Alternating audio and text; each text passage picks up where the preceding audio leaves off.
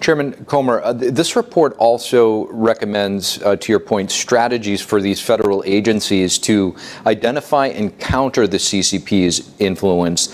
What are some of the most, I guess, important measures, and are you confident that we are ready to address this issue at this moment? No, I'm not confident. I was hopeful that we were a little better prepared. China is our biggest threat. And yet the average government employee, even the high-ranking government employees, don't know what to look for. We all know about the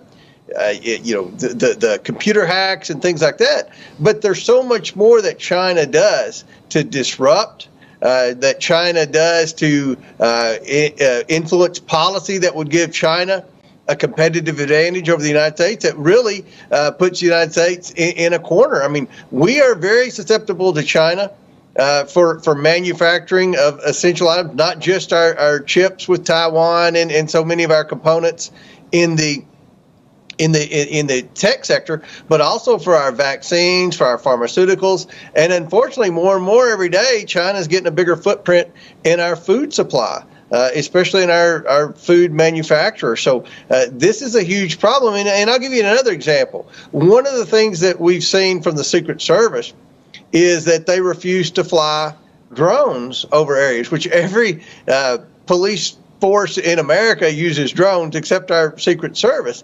One of the reasons they've told me that they're hesitant to use drones is because so much of the components in drones are made in China, and they fear that China may have eyes on those drones and may be able to manipulate intelligence that would be counter to protecting America. I mean, that's a perfect example of how this administration and previous administrations have allowed China to get much more influence in the United States than we should have ever allowed them to have.